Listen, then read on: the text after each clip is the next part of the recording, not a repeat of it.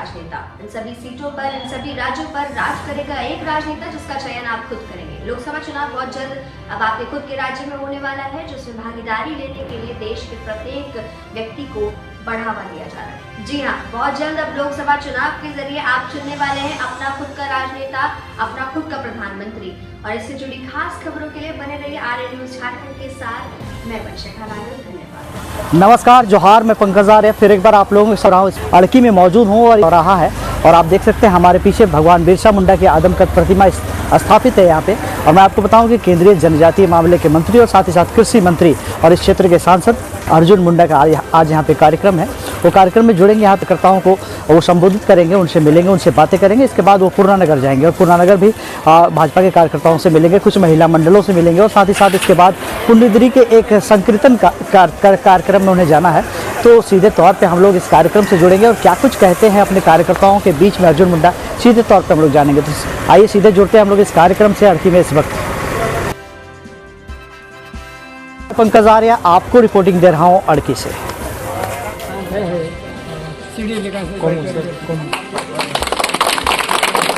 भारत माता के जय, भारत माता के जय, भारत माता के जय, वंदे मातरम, वंदे मातरम। वरिष्ठ कार्यकर्ता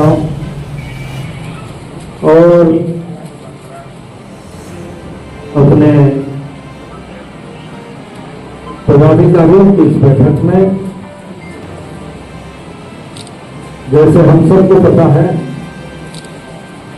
कि देश का चुनाव की तिथि घोषित हो चुकी है और उसी निमित्त हम अपने अपने कार्यों में लगे हुए हैं। और उसी कड़ी में हमारे यहाँ उपस्थित हमारे संयोजक कुमार, बहुत सारे जो सामाजिक कार्यकर्ता के रूप में और शिक्षक के रूप में दायित्व निभाने वाले सेवानिवृत्त शिक्षकगण और अड़की के सभी प्रमुख, सभी बुद्धिजीवीगण, हम सभी जानते हैं संगठन के बहुत समर्पित कार्यकर्ता हैं और उस समय हम अपने लक्ष्य को लेकर सभी लोग उत्साहित भी हैं, संकल्पबद्ध भी हैं और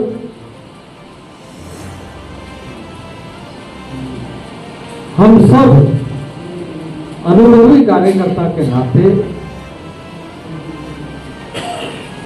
इस बात को लेकर हम उस उद्देश्य के साथ कार्य करने वाले कार्यकर्ता हैं कि पूरे भारत के कण-कण में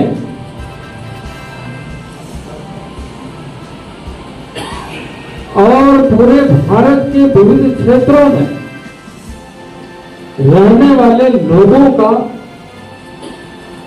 सुरक्षा का एक बड़ा दायित्व को लेकर अपने घर, परिवार, समाज और क्षेत्र के साथ साथ राष्ट्र का विकास करते हैं। बाकी दलों का आज तक का और हमारे दल में एक बहुत ही सीधा और स्पष्ट अंतर दिखता है कि बहुत सारे लोग सांसद का चुनाव लड़ते हैं, पर संसद का दायित्व के दृष्टि से देश में क्या भूमिका होना चाहिए ये गौण रह जाता है। क्षेत्रीय दलों के माध्यम से या ऐसे राष्ट्रीय दल या आज तालमेल करके लड़ने वाले लोग, इनके राष्ट्र के प्रति क्या चिंताधारा है, क्या विचारधारा है, इसमें अस्पष्टता है। ऐसे लोगों का गठजोड़ बने और हम चुनाव जीते और हम सहयोगी दलों के साथ मिलकर के सरकार बनाए, पर ये देश, इस देश का भविष्य, इस देश का भविष्य से जुड़ा हुआ व्यक्ति, परिवार, राष्ट्र, उसका भविष्य क्या होगा, इसकी चिंता, इसका कार्यक्रम, इसका योजना के बारे में कोई अस्पष्टता नहीं। और यही परिणाम है कि लंबे कालखंड तक पूर्ण बहुमत के साथ कांग्रेस ने इस देश में व्यवस्था चलाई, पर नतीजा आपके सामने है कि 2004 और 2014 के बीच में इस देश में किसी चीज पर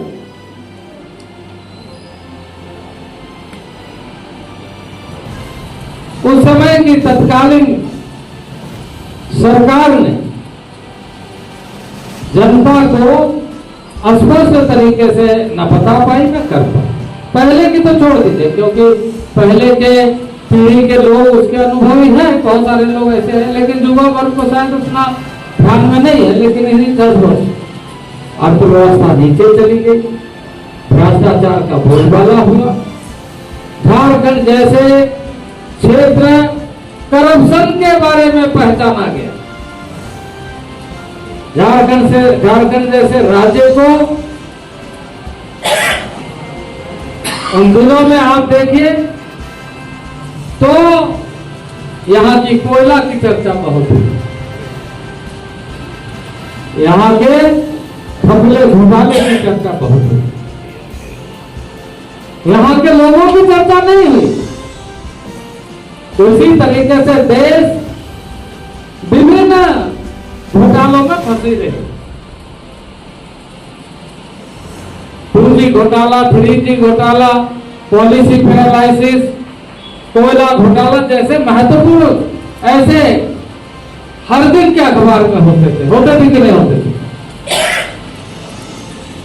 उसके बाद देश की जनता ने 2014 में फैसला किया कि इस देश में ऐसा सरकार होना चाहिए जो देश की जनता के बारे में सोचे और देश के बारे में विचार करे। और इसलिए देश की सरकार ने भ्रष्टाचार के खिलाफ मुहिम भी चलाया और ऐसे लोग के खिलाफ कार्रवाई भी किया और जीरो करप्शन, जीरो टॉलरेंस होगा। और इसलिए 2014 में भी 2019 में भी देश की जनता ने भारतीय जनता पार्टी को चुना पूर्ण बहुमत। कभी इस देश में कहा जाता था कि भारतीय जनता पार्टी कभी बहुमत में नहीं आएगी, लेकिन देश की जनता ने इसी के परिणाम स्वरूप कि हमें देश को करप्शन से बाहर लेके आना है, अच्छी शासन देना है, अच्छा व्यवस्था देना है और लोगों को न्याय मिलना चाहिए, ये सुनिश्चित करना। और इसलिए 2019 में पूरा भारतीय जनता पार्टी की सरकार, जिस सरकार के लिए आपने मुझे यहां से सांसद के रूप में चुना, 2019 का चुनाव हुआ और उसके बाद ही इस देश में एक नई आफत आ गई चाइना से। कौन सा आफत बताइए? कोरोना है। कितना समय लगा उसको? 2 साल। बहुत सारे लोग कहते हैं कि कोरोना काल में कोरोना का 2 साल कैसे बीता है, ये हर आदमी उस दिन को खाली याद कर ले, बताने की जरूरत नहीं। माननीय प्रधानमंत्री जी ने कहा पहले देश को बचाना है, देश की जनता को बचाना है। यह बीमारी बाहर से आया है, गांव में नहीं पहुंचने देना है। इसलिए जो भी पॉलिटिशियन नेता कोशिश यह करे कि अभी गांव वाले को दूर रख के शहर के लोगों के साथ, क्योंकि शहर के लोग, ये बीमारी शहरी क्षेत्र में आया है, सांस से बीमारी फैलने वाला है, और इसलिए इससे लोगों को दूर रखते हुए, और उन दिनों में 2 साल तक हम लोगों ने एक दूसरे का आवाज की थाली बजा करके जागरण कराइए, लोगों ने उसमें बहुत मजाक उड़ाया था कि नहीं उड़ाया था, लेकिन वो साउंड सबके कान में गूंजे और क्यों बजा पूछे और सतर्क हो जाए। यह एक तरीका था, क्योंकि गांव में जा करके अनाउंसमेंट नहीं करना था, हर कोई टीवी नहीं देखता था, लेकिन थाली बजाना है ये सूचना हर तक पहुंच जाए, थाली बजाना है ये सूचना पहुंच जाए, और लोग आपस में, जहां बीमारी ने आपस में पूछे क्यों बजाया, भाई एक बीमारी आया उससे हमको सावधान। ये हुआ था कि नहीं हुआ? ऐसे समय में जहां बीमारी से एक तरफ जूझ रहे थे, भारत ने ये इंतजार नहीं किया कि हम विदेश से दवा मंगाएंगे क्योंकि विदेशी रिसर्च कर सकता है, बल्कि भारत ने वो संकल्प दिखाया कि भारत के वैज्ञानिक भी अपने लिए दवा बना सकते हैं, और हमारे साइंटिस्टों ने दवा बनाकर गांव-गांव पहुंचाया कि नहीं, आप बताइए। गांव की जनता को यह स्मरण दिलाते हुए कि जब जरूरत पड़ती है तब कैसे सरकार होना चाहिए।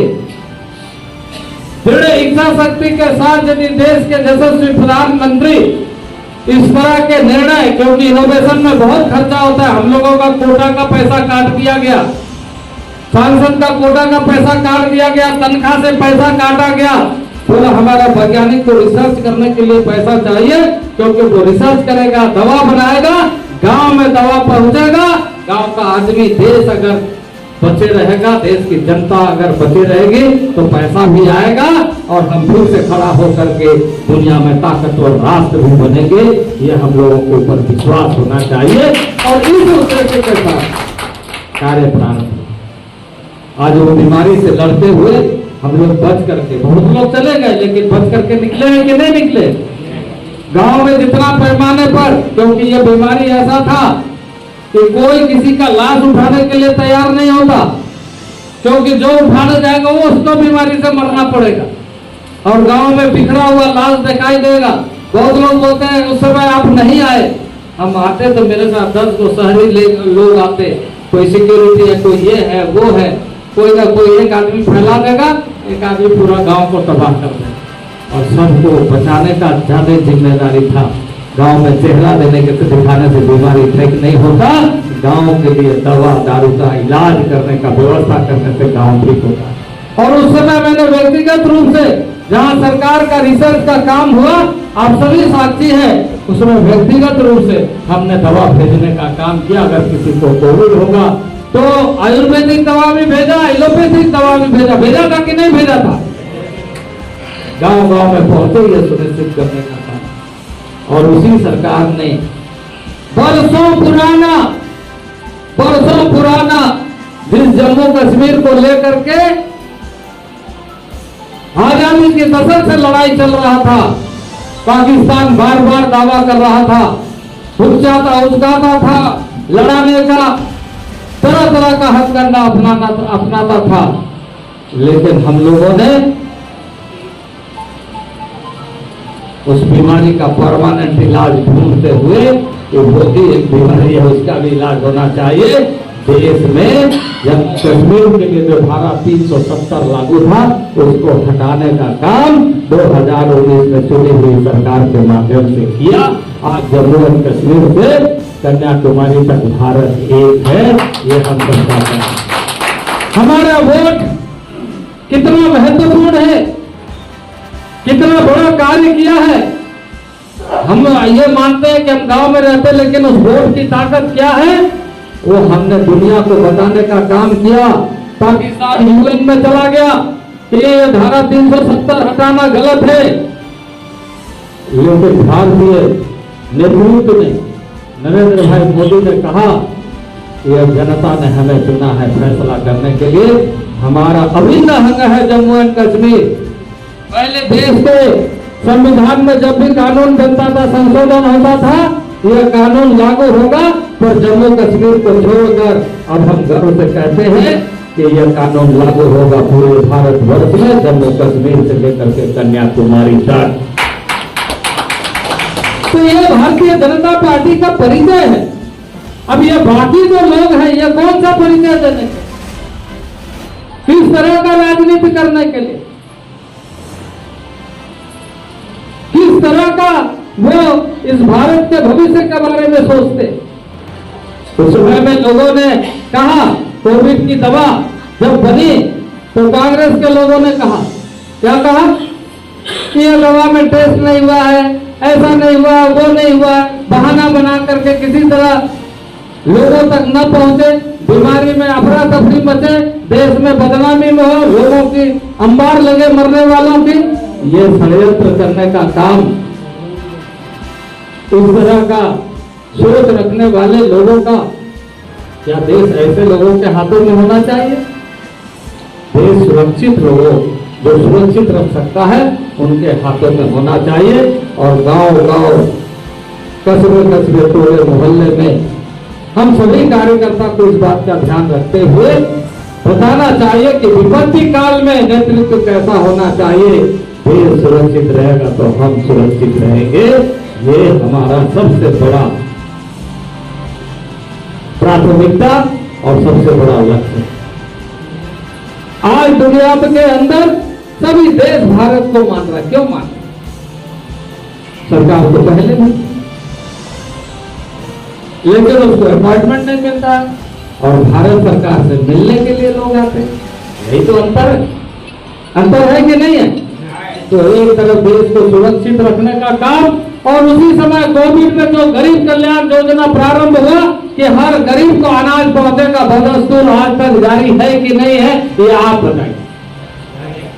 और उन्होंने, प्रधानमंत्री ने कहा कि आगामी 5 साल तक यह गरीब कल्याण योजना के माध्यम से जो गरीबों के घर तक अनाज पहुंचता है वो जारी रहेगा। ये कहा है कि नहीं कहा? तो ये ऐसे तो नहीं आ जाता है। जब अर्थव्यवस्था ठीक रहता है, आप कोई चीज बाजार से खरीदते हैं, जेब में पैसा होता है तभी तो खरीदते हैं। ऐसे चले गए और पॉकेट में कोई झोला में भर दिया, ऐसा तो नहीं होता है। तो अनाज अगर पहुंच रहा है, आज देश में अनाज पैदा करने वालों को प्रोत्साहित किया गया है। किसान सम्मान निधि हर किसान के खाते में कैसे पहुंचे, ये सुनिश्चित करने का काम किया गया है कि नहीं, बताइए। और उसके माध्यम से देश भर के किसानों में उत्साह भी बढ़ा है, पैदावार भी बढ़ रहा है। और एमएसपी के माध्यम से भारत सरकार खरीद भी रही है और वही अनाज गरीबों तक पहुंचा भी रही है। पहुंचा रही है कि नहीं पहुंचा? तो एक तरफ गरीब कल्याण, एक गरीब को ध्यान में रखते हुए कार्य योजना कैसे बनना चाहिए। आधी बीमारी वर्ल्ड हेल्थ ऑर्गेनाइजेशन के रिसर्च में ये बताया गया कि गरीबी गांव क्षेत्र में जो बीमारी होती है वो अधिकतर जल के माध्यम से होता है। प्रधानमंत्री ने कहा हमें नल की जल की योजना शुरू करना चाहिए ताकि हम उसके माध्यम से बीमारी से भी लड़ाई लड़ सके और सुविधा भी पहुंचा सके।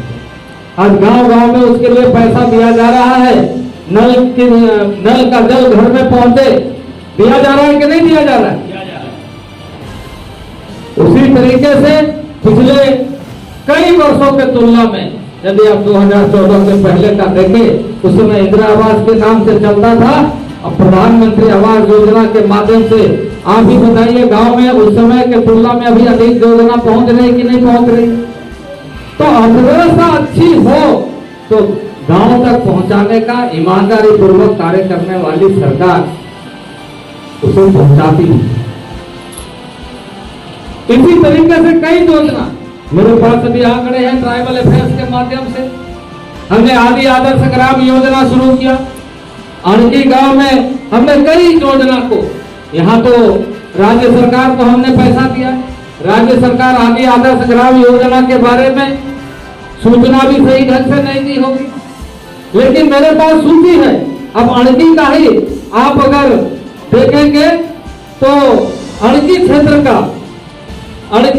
का ही आप यहाँ का योजना, कई योजना को ब्लॉक वाइज हमने गांव सिलेक्ट करते हुए,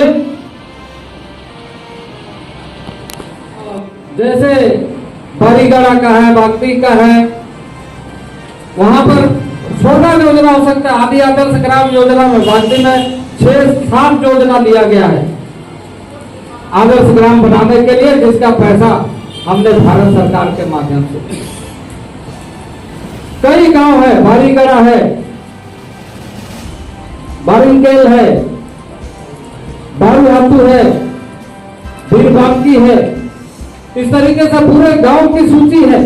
जो पैसा भारत सरकार हमारे मंत्रालय के माध्यम से पीसीसी रोड से लेकर, ड्रेन बनाम से लेकर, पिच बनाम से लेकर, चबूतरा बनाम से लेकर सारी चीजों के लिए खूंटी जिला को 450 करोड़ रुपया दिया है।